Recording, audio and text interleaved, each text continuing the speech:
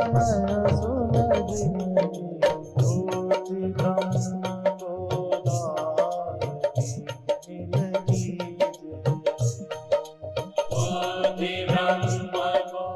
श्री राम जय जय राम। सच्चिदानंद भगवान की, सनातन धर्म की। अभी अभी आप बहुत सुंदर कथा सुन रहे थे। मेरे को भी किसी ने एक प्रश्न दे दिया है। तो प्रश्न तो लोगों के बहुत होते हैं, पर जो सबके काम का है उसका उत्तर दे देता हूँ। क्योंकि एक के काम का है उसे अलग पूछना चाहिए, जो सबके काम का है वो एक पूछे तो भी सबके लिए बताया जा सकता है। जिस साधक ने जो लिखा है वो मैं पढ़ देता हूँ। मेरा नाम लिख के सत सत नमन। पंच महाभूतों के सात्विक भाग वायु से मन बना। संसार के सभी पदार्थ संकल्प रूप हैं, मन भी संकल्प रूप है। संकल्प को काटने पर ही ज्ञान बीज का उदय होता है। ज्ञान होता है, ज्ञान बीज का उदय होता है। तो संकल्प को कैसे काटा जाए और किससे काटा जाए, ये बात समझ में नहीं आती। ये प्रश्न है।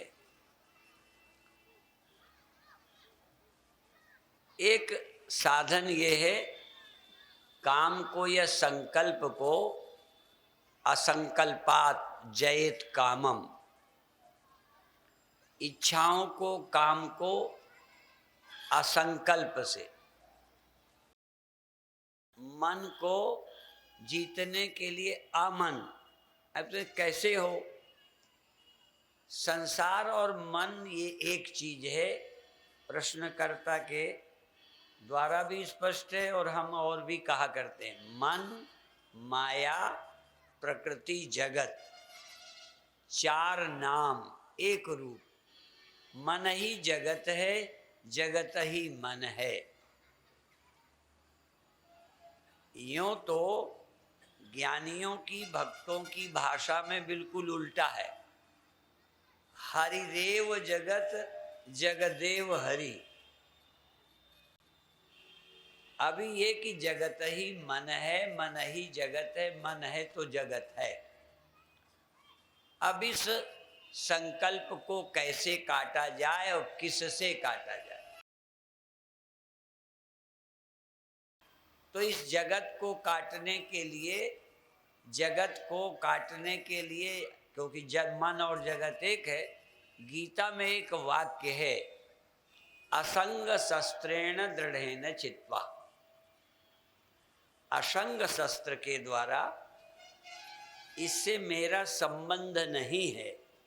संबंध मन को जीवन देता है। जगत का संबंध मन को जीवन देता है और मन बार बार जगत को खड़ा करता है और इनका प्राण संग है। यूं तो संग भ्रांति भी है, पर अभी हम वो नहीं कहकर यही कहेंगे, असंग शस्त्रेण दृढ़ेन चित्वा। थोड़ी देर ये कि मैं इससे असंग हूँ, इससे मेरा कोई संग नहीं है। बार बार लगेगा ये मेरा है। इस धारणा को काटिए, ये मेरा नहीं है, इससे मेरा कोई संबंध नहीं है। ऐसा सोचने से संबंध कट जाएगा। जैसा सोचोगे वैसा ही हो जाता है। ये आज के लोगों का भी है, जैसा सोचोगे वैसे ही बन जाओगे। तो ये सोचो कि इससे मेरा संबंध नहीं है जगत से। पहले की याद करके मत सोचो कि कहने से क्या होगा, सोचने से क्या होगा, इसका संग है। ये पुरानी आदत छोड़ करके इस मंत्र को समझो ये मेरा नहीं है, इससे मेरा कोई संग नहीं है। निर्ममेति विमुच्यते ममेति बध्यते जंतुर। ये मेरा है सोचने से ही बंध जाते हैं। मेरा सोचते ही मन मजबूत हो जाता है। जहाँ कहा मेरा नहीं, ये मेरा प्याज की तरह है। प्याज का छिलका हटाते जाओ ना तो मेरे में ही सब निकल जाएगा, मैं बचेगा ही नहीं। दो चीजें हैं ही नहीं, प्याज का छिलका नहीं, छिलका ही प्याज है। आप समझते होंगे प्याज में छिलका लगा है। प्याज क्या है जिसमें छिलका लगा है?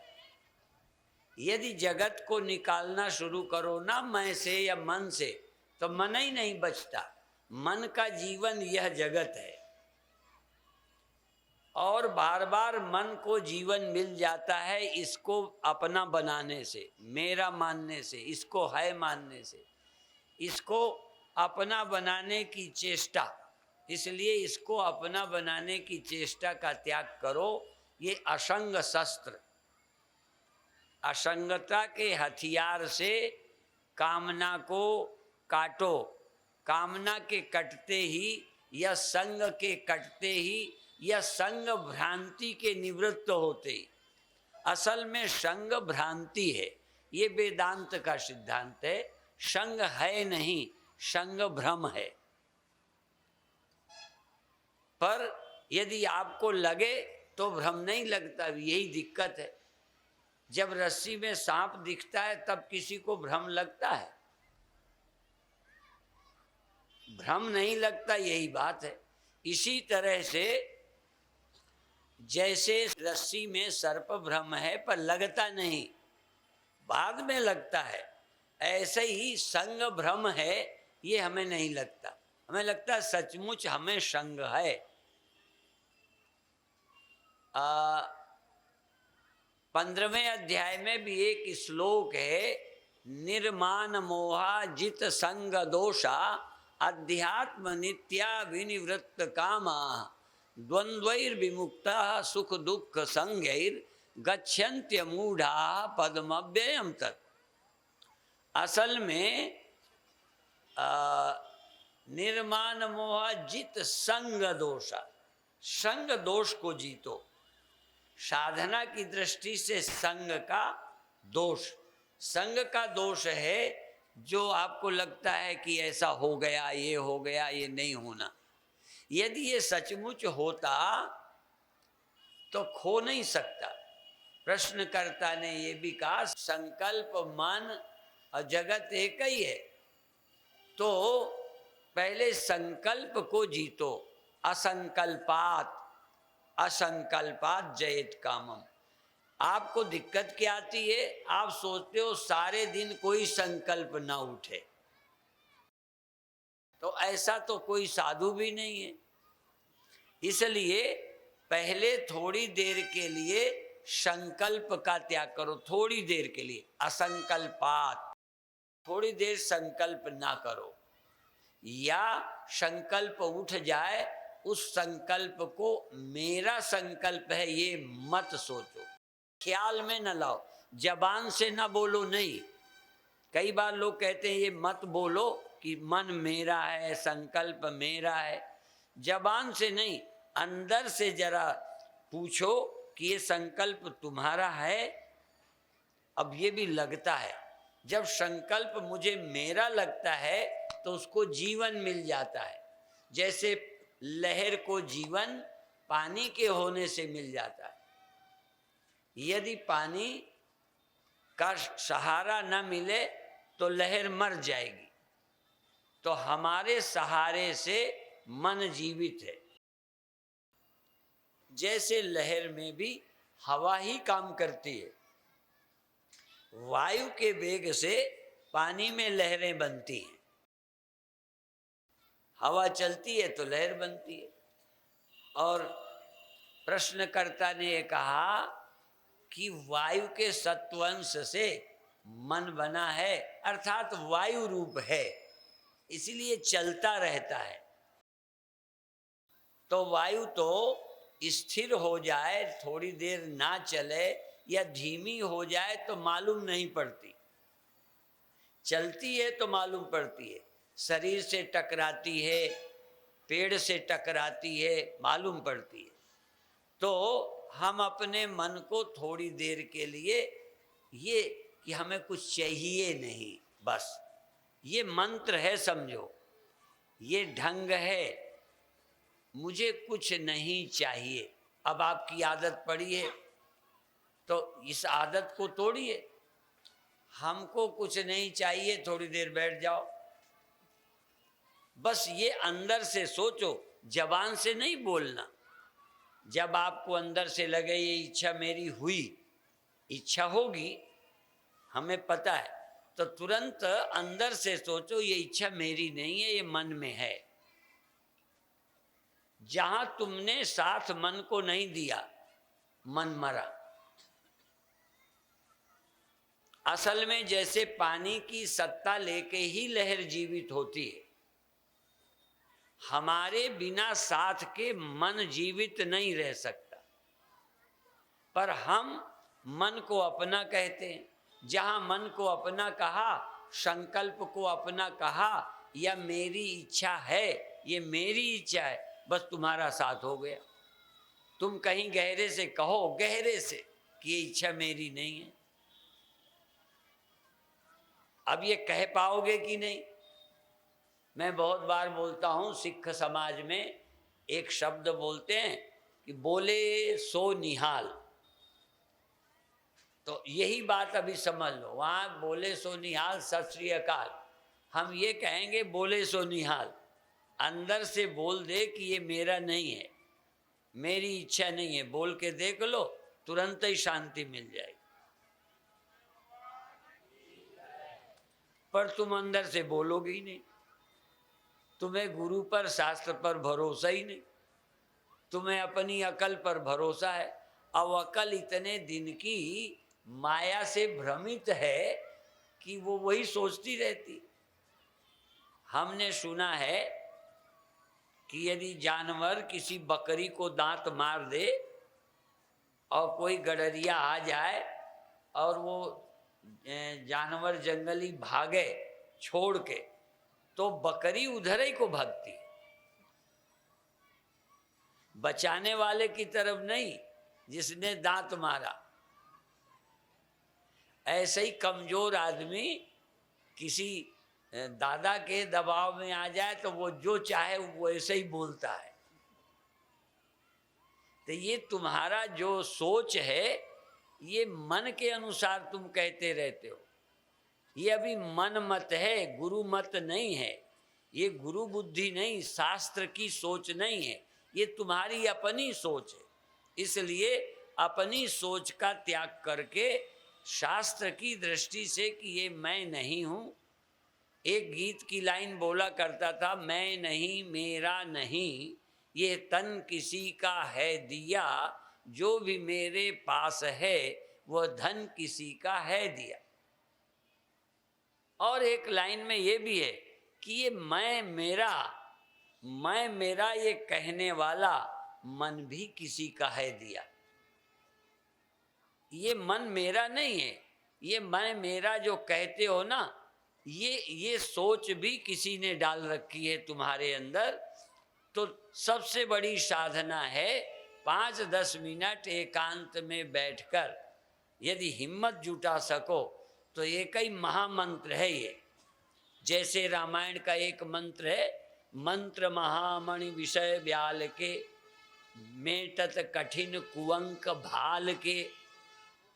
तो ये भी एक महामंत्र है कि इसका थोड़ी देर आप जाप कर सकें कि मैं मन नहीं हूँ, मन मेरा नहीं है, ये मन में उठा संकल्प मेरा नहीं है, और ये संकल्प मेरा नहीं है तो इसकी पूर्ति में मेरी कोई रुचि नहीं है। यदि संकल्प मेरा हो तो पूरा करना पड़ेगा, संकल्प मेरा नहीं, पूरा हो या ना हो मुझे क्या। अभी अपने संकल्प की पूर्ति करके देखो, अपने संकल्प की पूर्ति करके सुख मिलता है, अपने संकल्प की पूर्ति ना होने पर बोलो दुख मिलता है। अच्छा, उनके संकल्प पूर्ति ना होने पर तुम्हें दुख मिलता है, क्यों? वो संकल्प तुम्हारा नहीं है। ये सबसे ऊंचा मनोविज्ञान है, ये मन को खत्म करने का विज्ञान है, या मनोविज्ञान का भी मनोविज्ञान, जो मन को खत्म कर सकता है कि ये मन मैं नहीं हूं, ये मेरा नहीं है, इसकी इच्छा, इसमें उठी इच्छा मेरी इच्छा नहीं है। फिर पूर्ति में जो रस की इच्छा है वो खत्म हो जाएगी, रस की भ्रांति। इसलिए संग भ्रांति निवृत्त होगी और भोग भ्रांति भी, भोगतापने की भ्रांति भी निवृत्त होगी, कर्तापने की, भोक्तापने की। अब शरीर में जो प्यास आदि लगी, तुम्हें लगता है मेरे को लगी, आप सोचते हो सोच लेंगे मेरे को नहीं लगी तो क्या फायदा, ऐसे ही ना। सब लोग पढ़े लिखे हो, मुझे मालूम है। तुम्हें लगता है प्यास लगी है, यदि हम सोचें भी कि मेरे को नहीं लगी, तब भी लगी तो है ही। दर्द हो रहा है, मेरे को नहीं हो रहा, गरीबी है, मेरे को नहीं है।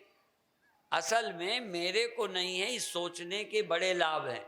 जैसे अभी जब आप धनी बनते हो तो धन को अपना बनाते हो, फिर लगता है अब मैं धनी हो गया। अच्छा, धनी होने में पेट ज्यादा भरता है, ठंडी कम लगती है। मैंने धनी होना क्या है? धनी होना, देखो, एक लंबे समय से समाज में एक ये सिक्का चल रहा है, इसलिए वो बहुत हावी हो गया है। फकीर, साधु, महात्मा, भले आज साधु भी ऐसे नहीं मिल रहे हैं, कलयुग का प्रभाव हमारे ऊपर भी चढ़ बैठा है, पर मैं ध्यान दो, यदि जिन साधुओं के पास मांग के खाते थे, कुछ नहीं रखते थे, वो अपने को गरीब मानते थे क्या? तो गरीब गरीब क्या होता है? पूज्य भी मानते हैं, बड़े भी मानते हैं, बादशाह तक उनके चरण छूते हैं, दर्शन करते हैं, और पैसा एक कौड़ी नहीं। वैसे तो शंकर के लिए लोग बोलते हैं, 3 लोक बस्ती में बसा दिए, आप बसे वीराने में, और जाने क्या कौड़ी नहीं खजाने में। और खजाने में कौड़ी नहीं, बताओ। अब जिसके कौड़ी खजाने में ना हो और शिव हो, अब बताओ। असल में सोच बदलो, ये जो सोचने का ढंग है वो नहीं बदलते। देखो, धन बेकार नहीं है, धनी होना बेकार है। धन का बड़ा उपयोग है, धन काम की चीज है, चाहे तुम्हारे हो, चाहे पड़ोसी के हो, चाहे किसी के हो, धन काम आता है, पदार्थ काम आते हैं। पर ये जो आपके मन के काम आ रहा है धन, आपको धन बड़े कहने को तो नहीं चाहिए ना, जरूरत भर का धन चाहिए कि बड़े कहने को भी चाहिए? अपने मन से पूछना, मैं आपसे पूछना चाहता हूँ, झूठ भर नहीं बोलना। मेरा काम है समझाना, पर झूठ ना बोलो, सच बोलते जाओ। काम का पैसा हो, बड़े कहने का ना हो, फिर आपको कोई परेशानी।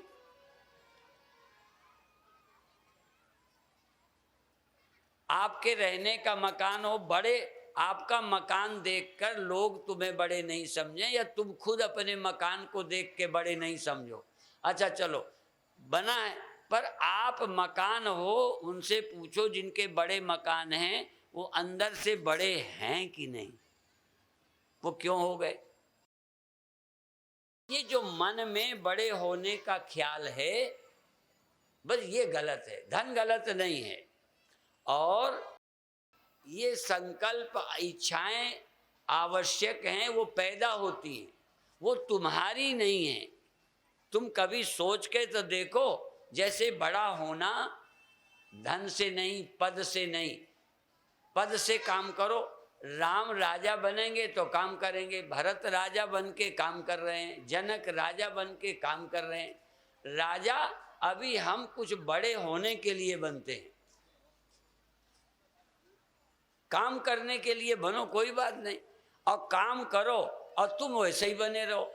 ऐसा आदमी ढूंढो, जैसे भरत की बात कह दूं प्रसंग में, भरतई होए न राज मद, विधि हरि हर पद पाए। भरत को राजमद नहीं हो सकता, राज पाके नहीं, भरतई होए न राजमद, कितना राज कौन, विधि हरि हर पद पाए। इतना बड़ा पद मिल जाए तो भरत वैसे ही रहेंगे।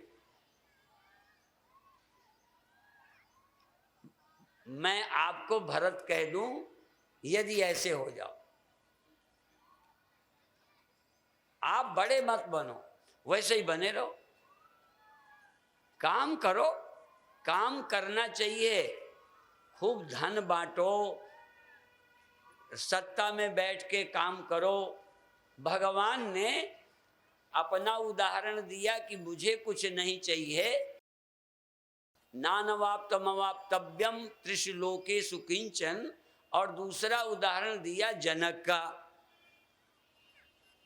जनक आदि काम कर रहे हैं, राज्य कर रहे हैं, ये जनक का उदाहरण भगवान कृष्ण अर्जुन को दे रहे। हम लोग तो साधुओं का देते हैं ना, देखो वो पैसा नहीं छूता, वो फलाना जंगल में रहता है, लंगोटी में रहता है। भगवान कृष्ण उदाहरण जनक का दे रहे हैं कि वो भी परम सिद्धि को प्राप्त हो गए, कितने बड़े ज्ञानी हो गए। अष्टावक्र ने थोड़ा सा बताया, और अष्टावक्र गीता पढ़िए, जनक की वाणी पढ़िए, क्या कोई साधु बड़े बड़े ज्ञानी बोलेंगे जैसा जनक की अनुभूति है। अब जनक तो राजा कहाँ बाधा बना, धन बाधा नहीं है, धनी होना बाधा है। शरीर आपकी मौत नहीं, मैं शरीर हूं ये समझ मौत है। परीक्षित की 7 दिन की कथा के बाद शरीर में नहीं फर्क पड़ा, परीक्षित की समझ में फर्क पड़ गया बस। तो पद हमारे ऊपर हावी ना हो। कोई पद में बैठते हैं, किसी के ऊपर पद बैठ जाता है। कोई धन की सवारी करते हैं, धन के ऊपर बैठे हैं, कई के ऊपर धन बैठा है। यदि धन आपके ऊपर ना बैठे, ये सचमुच विधि है, आप कुछ भी आप जैसे सरल हैं बने रह जाए। आप अंदर की सरलता खो देते हैं, आप अंदर की पवित्रता खो देते हैं, विनम्रता खो देते हैं, कुछ बन जाते हैं। यहाँ तक थोड़ा अच्छा काम करते हैं, उतने में बन जाते हैं।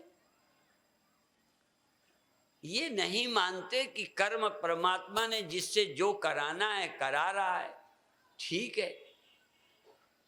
आप अंदर अलिप्त बने रह जाएं। अलिप्त माने जैसे कुछ हुआ नहीं।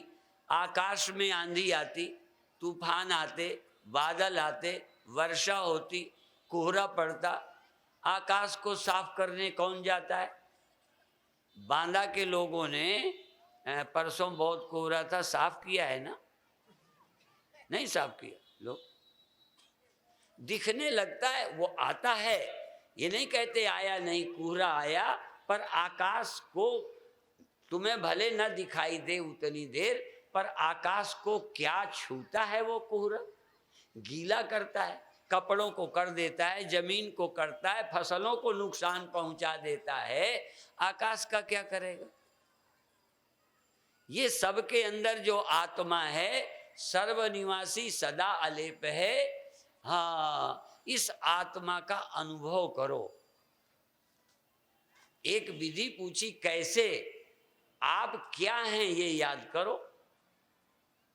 गच्छन्त्यमूढ़ाः पदमव्ययम् तत्, अमूढ़ लोग, ज्ञानी लोग अव्यय पद को प्राप्त होते हैं।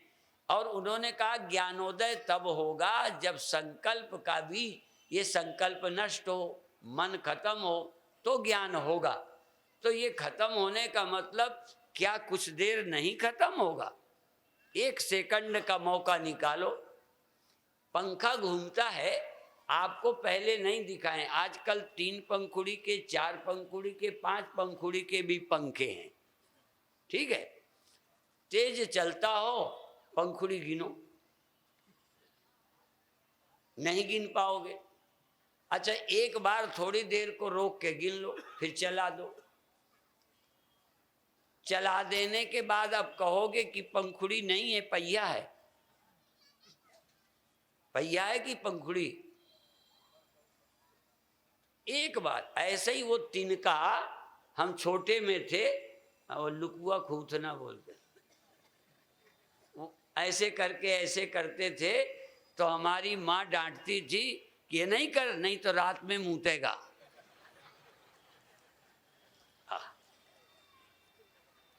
उसका क्या संबंध मैं नहीं जानता, पर ऐसे ऐसे करते वो गोला बन जाता।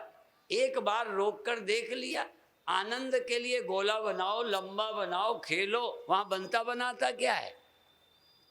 दिखता भर है, दिख जाए, देखने का आनंद ले लो, हुआ कुछ नहीं, न गोला हुआ न लंबा हुआ, वो तो सिर्फ दिखता है। इसी तरह से एक बार तिनके की तरह मन को रोक कर, मन को ठहरा कर, इसीलिए कहा जो मन की खटपट मिटे तो चटपट दर्शन होए। मन की खटपट मिट गई तो चैतन्य आत्मा वहां मिल गया, और एक बार मिल गया भी खूब खटपट होती रहे। आप सोचते हो खटपट बंद बनी रहे, नहीं, तिनका बंद बना रहे जरूरी नहीं। भ्रांति हटाने के लिए तिनके का रुकना जरूरी है। पंखुड़ियों को गिनने के लिए पंखा धीमा करना या रोकना जरूरी है। इसके बाद चलता रहे तब भी भ्रांति नहीं होती। एक बार रस्सी देख ली, पहले सांप देख के डर लगा, भागने की या मारने की सोचा, या तो मारने की या भागने की। अब टार्च से देख लिया कि रस्सी है, अब फिर टार्च बुझा दी, अब मारें कि भागें। अब दिखता पहले की तरह है, पहले की तरह है, पर पहले जैसा भ्रम था अब नहीं है। ऐसे ही ये मन और संसार एक बार असंग शस्त्र से काटकर अपने चित स्वरूप का अनुभव कर ले, फिर ये मन भी रहे, संसार भी रहे। क्योंकि मन और संसार न रहता तो फिर ज्ञान के बाद जो लोगों ने काम किया है, भाषण दिए हैं, ग्रंथ लिखे हैं, ये सब अज्ञानियों के लिखे ग्रंथ होंगे। वेद, उपनिषद, गीता, रामायण जिन्होंने बोली, ये अज्ञानियों ने बोली। ब्रह्मसूत्र पर भाष्य अज्ञानियों ने किए। ये सब रहता है, पर पहले जैसा अज्ञान, भ्रम, दुख नहीं रहता। इसलिए असंग शस्त्र से इसे काटो और मन को खेल समझो, रस्सी का सांप। और भी देखो, मैं क्या है? चैतन्य में मैं, चैतन्य तत्व में मैं सर्प की तरह, रस्सी में जैसे सर्प, ऐसे ही चेतन में मैं। ये मैं कुछ देर रह के देखो, जैसे रस्सी का सांप भी, जरा ध्यान देंगे, 3 बातें बतानी है। मंद अंधकार, कम अंधकार में सांप दिखा, वहीं से दूसरा निकला घोर अंधेरे में, बहुत अंधेरे में कुछ नहीं दिखा, कुछ दिखा ही नहीं, बहुत अंधेरा था, न रस्सी दिखी, न सांप दिखा, न डर, कुछ नहीं, बहुत अंधेरा है। मन अंधेरे में सांप दिखा, और जब पूरा प्रकाश किया तो न सांप दिखा और न कुछ और, बल्कि रस्सी दिख गई। अंधेरे में कुछ न दिखा, मंद अंधकार में सांप दिखा, पूरे उजेले में सिर्फ रस्सी दिखी।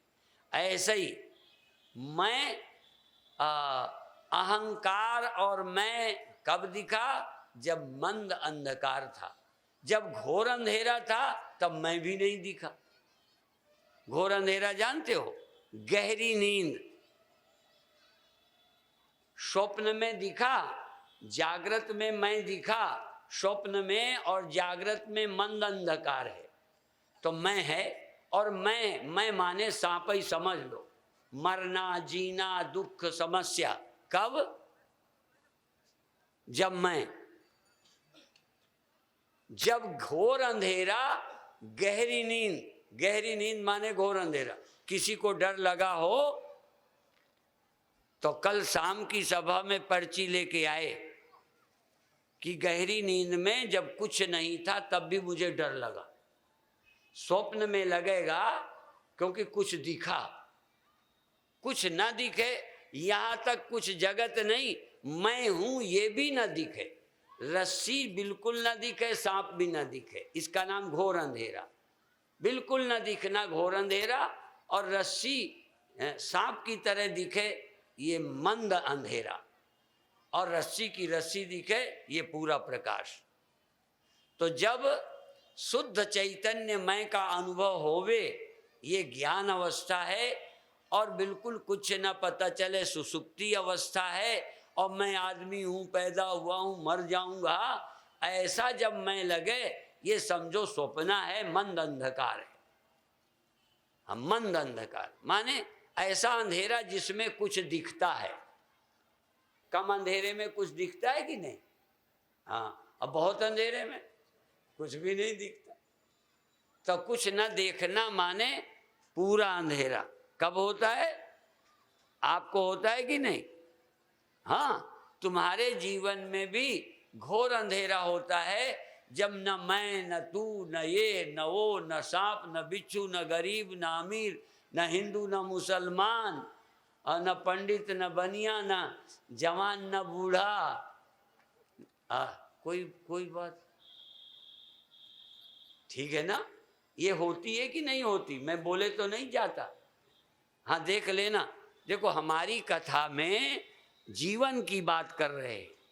ऐसा मत समझो कि हम रामायण की ही कह रहे हैं, गीता की कह रहे हैं, उपनिषद की कह रहे हैं। हमारी कथा तुम्हारी कथा है। लोग राम की कथा कह रहे हैं, भगवान की कह रहे हैं, हम तुमको भगवान मानकर तुम्हारी ही कथा कर रहे हैं। और जिस दिन तुम समझ जाओ ना अपनी कथा, तुम राम की कथा समझना ही ना पड़ेगा, अपनी कथा से बेड़ा पार हो जाएगा।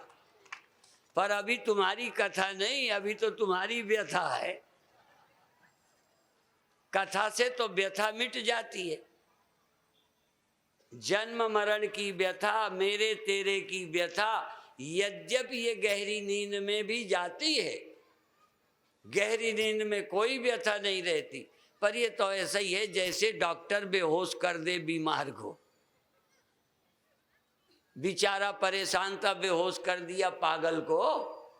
एक अभी फोन आया है कि एक तिवारी है हरिद्वार में, वो थोड़ी गर्मी बढ़ गई है, तो हमने कहा अभी उनको नींद की दवा दे दो, बस यही इलाज है। और फिर धीरे धीरे हमने कहा फिर कुछ और बताएंगे। तो एक ये इलाज भी है कि नींद आ गई, समस्या हल। पर नींद वाली समस्या हल, जागते फिर खड़ी। घोर अंधेरे में यदि कुछ नहीं दिखा और लौटते समय थोड़ा अंधेरा कम हुआ तो सांप दिख गया। न दिखने वाले को फिर कुछ दिख सकता है, पर रस्सी दिख जाने वाले को फिर सांप नहीं दिख सकता। इसलिए जगत न दिखने से जगत का बाध नहीं होता, जगत न दिखने से जगत झूठा नहीं होता। मैं के न रहने से भी मैं नहीं मरती, फिर मैं खड़ी हो जाती है। पर यदि आत्मबोध से देखा जाए, मैं तो कोई चीज ही नहीं है। ब्रह्म सत्यम जगन मिथ्या। हाँ, ब्रह्म सत्य है और कुछ मैं तू जीव, जीव जीव की भ्रांति। हाँ, जीव जीव का भेद, जीव जड़ का भेद, जड़ जीव का भेद, ये सब भेद जो है ये काल्पनिक है, एक सत्य है। ये देख लेने के बाद नानत्व दिखता भी रहे।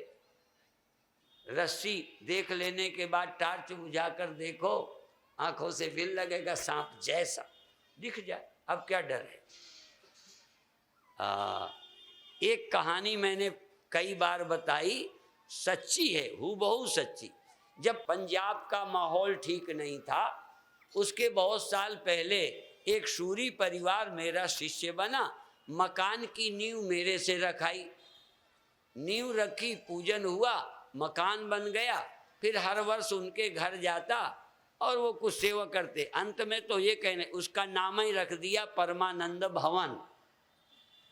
और वो कहते थे आप मालिक हो, हर साल किराया ले जाया करो। हम मकान मालिक, वो किराएदार। तो ये विनोद में चले जाते। अब ये जब पंजाब का माहौल ठीक नहीं था, सचमुच मेरे साथ चित प्रकाश, मेरे साथ चेतन स्वामी, चेतन स्वरूप और दो चार निखिल जैसे बड़े बड़े और बाल वाले थे। मैं भी चला गया, दरवाजा खटखटाया और पता नहीं मेरे को हंसी सूझी। खटखटा के जब वो निकली, मैं साइड में छिप गया। अब साधु मेरे चेले खड़े, और वो तो घबरा गई, देख के घबराई। अब देख के घबराई तो इन्होंने कहा फाटक खोलो। उन्होंने कहा नहीं बाबा, यहाँ कोई नहीं है। उन्होंने कहा हम तो अंदर आएगा, ऐसे आएगा। अब बेचारी, और मैं तो समझूँ सब कुछ ना हो जाए। हाँ, ऐसे में हो जाता है। तो जब घबराई तो उन्होंने कहा हम तो चाय पिएगा। तो 20 का नोट उसने ऊपर से फेंक दिया, जाओ बाबा चाय पियो जाके। उन्होंने कहा हम तो बाहर नहीं, हम तो अंदर ही आएगा। अब मैंने सोचा कहीं हार्ट फेल ना हो जाए। मैं सामने आ गया, मेरे आते हंस गई, फाटक खोला, अंदर ले गई। ये सच्ची घटना है। चाय बना रही है, फल काट रही है, कहती है अभी धक धक बंद नहीं हुई।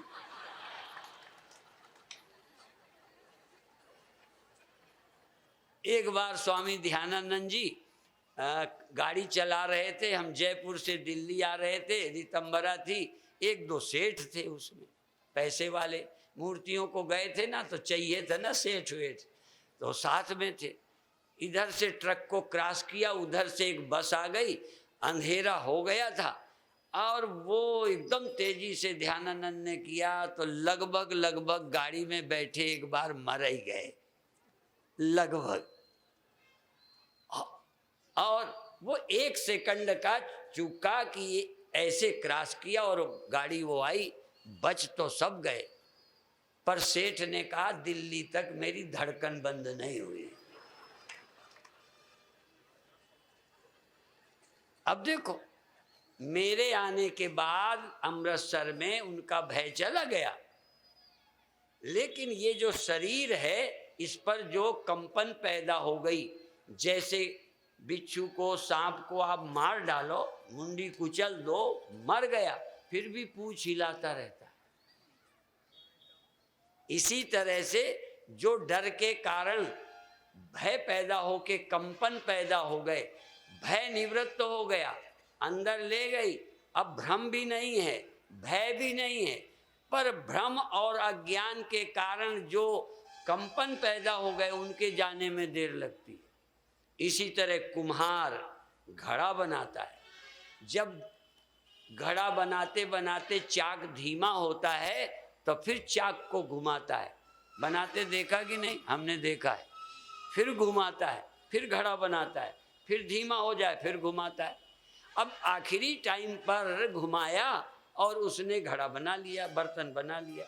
अब चाक घूमता है, वो बंद नहीं करता, क्योंकि बिजली तो खर्च नहीं हो रही। बना लिया, अब जितनी देर घूमता है, घूमते घूमते अपने आप रुक जाएगा।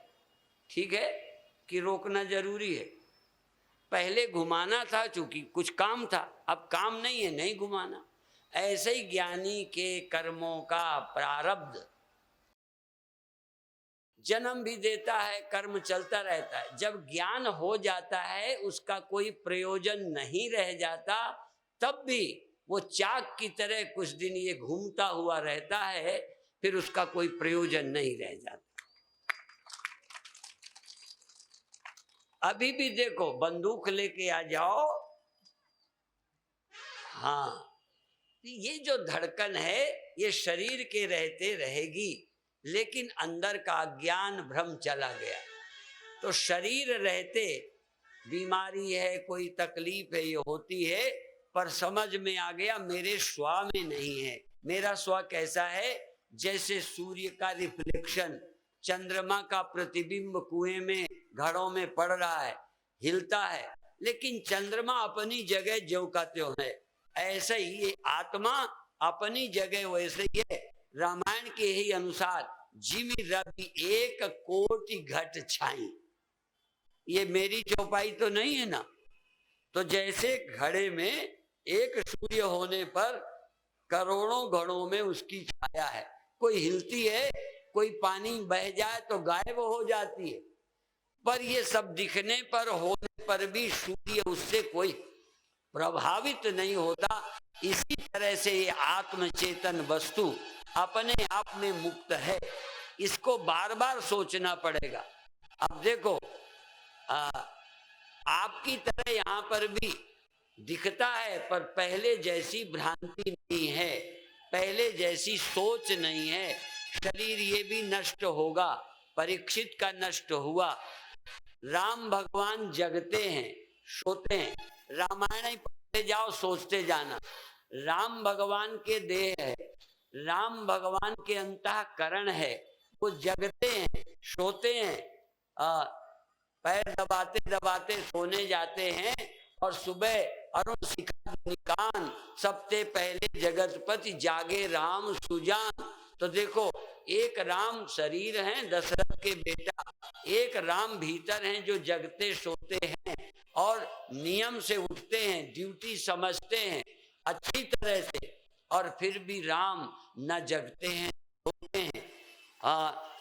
राम सच्चिदानंद दिनेशा, तहाँ नहीं मोह निशा लवलेशा। असल में जब तक स्वरूप का सही विज्ञान जाएगा, तब तक सचमुच कामना संकल्पों की जड़ नहीं कटेगी। इसलिए बिना ब्रह्म ज्ञान के जड़ नहीं कटती, और ब्रह्म ज्ञान होने के लिए कुछ देर के लिए संकल्प का त्याग चाहिए, कुछ देर को घर बार छोड़ना वैराग्य चाहिए, कुछ देर को काम छोड़कर सत्संग में बैठना चाहिए, कुछ देर को ध्यान करना चाहिए, ये सब करना है। पर एक करते करते एक समझ आ जाएगी कि करने से कुछ नहीं होता। जिन्होंने माना करने से मैं शुद्ध हुआ हूँ, इसका मतलब नित्य शुद्ध मुक्त नहीं हूँ। जो समझते हैं मैं अविनाशी हो गया, इसका मतलब पहले नाशी था। समझते अब मैं ब्रह्म हो गया, इसका मतलब पहले मैं जीव था। जैसे स्वप्न से जागकर कोई कहे अब मैं बच गया, अब मैं स्वप्न में मर रहा था। अब देखो क्या कहेंगे, बात वो सही है, एक ही जैसी। हम कहेंगे स्वप्न में मरना दिख रहा था, अब बचने का पता चला, ना मरा था ना बचा, बचा तो था ही, पर उस समय मुझे सही सत्य दिख नहीं रहा था, झूठ ही मुझे सत्य लग रहा था। इसी तरह से संकल्प अपने लगते हैं, ये प्रकृति का कार्य है। ये सब गुणा गुणेषु वर्तन्त मत्वा न सज्जते, नान्यम गुणेभ्यः कर्तारम यदा दृष्टानुपश्यति, गुणेभ्यश्च परम वेत्ति मद्भावम शोधिगच्छति। ये प्रकृति काम करती है, जगाती है, सुलाती है, जवान बूढ़ा करती है। तुम क्या कर रहे हो? लेकिन अभी तुम्हें कर्तापन है, और इसीलिए एक उदाहरण दिया करता हूं कि ब्रह्मा को भी एक बार भ्रम हो गया, अभिमान हो गया, अहंकार हो गया। अभी रामायण के द्वारा लोग सुनते नहीं, कोई कह रहा उपजई जासु अंशते विरंच विष्णु भगवाना, ये सब पैदा हुए हैं। और वो शिव जी का शिव चतुरानंद देख डराई, अपर जीव के लेखे माई। अब देखो, एक तरफ तुम मानते हो और तुम्हारी रामायण कहती है उन शिव जी को भी हो गया, वो भी डरते हैं। निडर कब होंगे? तो एक बार ये भी कह दो, एक को छोड़कर, जो अभी अभी नीलम गायत्री के एक को छोड़कर सब डर जाते हैं, सब जन्म मरण के चक्कर में। तो छूटेंगे कैसे?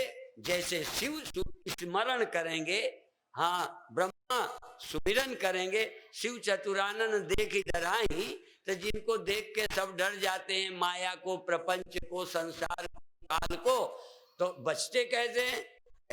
के स्मरण से बचते हैं। जिसके स्मरण से ब्रह्मा चतुरानन शिव बचते हैं, जिसके सुमिरन से नारद बचते हैं, जिसके सुमिरन से कोई संत बचता है, उसी के सुमिरन से तुम बचोगे। एक ही रास्ता है और कोई नहीं है। और जिसको मैं मान के कर्ता बन गए, मरने लगे, देह को मैं माना तो चाहे ब्रह्मा हो, चाहे विष्णु हो, शिव हो, इधर देखा तो डर आ गया, उधर देखा तो डर चला गया। एक ही रास्ता है। तो देहाभिमान से भय आता है और ब्रह्म ज्ञान से भय जाता है। इसलिए देहाभिमाने गलिते विज्ञाते परमात्मनि यत्र यत्र मनोजाति तत्र तत्र समाधया। अभी 10 मिनट बाकी। अच्छा, मेरी शकल से नफरत हो तो चली जाओ, कोई बात नहीं, ठीक है, हाँ कोई बात नहीं। अच्छा, तुम्हें घर से ज्यादा प्यार है तो चली जाओ, हमसे नफरत नहीं, प्यार ज्यादा है। और एक बात देखो, चाहे जितना प्यार हो, कोई तुम्हारे साथ रहने वाला नहीं है। जो दिखाई देता है इनसे किया गया प्यार धोखा है। जो नहीं दिखाई देता, जिसको मुश्किल से ढूंढना है, जिसको पाने पर जिसकी याद से ही दुख जाता है, उसकी याद करनी पड़ेगी। हम जबरदस्ती याद तो नहीं करा सकते, पर उसकी याद की महिमा का पता चला, उसकी याद का। और इसकी याद की दुर्दशा देख ली। इसकी याद आते आज भी देह की तरफ ध्यान हो तो भय आ जाता है। और नहीं फिर देख लो, नींद आ जाए भय आ जाए। गहरी नींद में कहाँ सब भय? कोई बंदूक लिए खड़ा, कोई मतलब नहीं। जब तक संसार दिखता नहीं, भय आता नहीं। और जब तक परमात्मा अनुभव में आता नहीं, अपरोक्ष अनुभव, तब तक भय जाता नहीं। इसलिए सब भय का कारण अज्ञान है और देहात्मक भाव है। और सब भयों की निवृत्ति भय भव हरण, हाँ भव दुख हारी, चाहे नाम कोई रख दो, सैकड़ों नाम रामायण में हैं, पर जिसके स्मरण से जाता है वो हजारों नहीं है, वो एक ही है, वो सब में है। इसलिए उस सब में रहने वाले को देखो कौन है। यहां तक देखो, भले तुम मेरी कथा सुनने आए ना, ये बात जरा सुन लो, मेरी कथा सुनने आए किस आशा से कि हम मुक्त हो जाएंगे। अच्छा ये बताओ, मैं इस शरीर में रह के किसका स्मरण करता हूं जब भय नहीं आता? और भय आता है तो किसका स्मरण करता हूं? और मैं जब घर बार छोड़कर आया, गुरु के पास क्या पाया है? इधर ध्यान दूं तो अभी भी भय आ जाता है। तो जिससे मेरा भय गया है, वही दवा तुम्हें दूं कि दूसरी दे चलूं? हाँ, हमारा भय गुरुओं की वाणी के द्वारा इसके स्मरण से आया।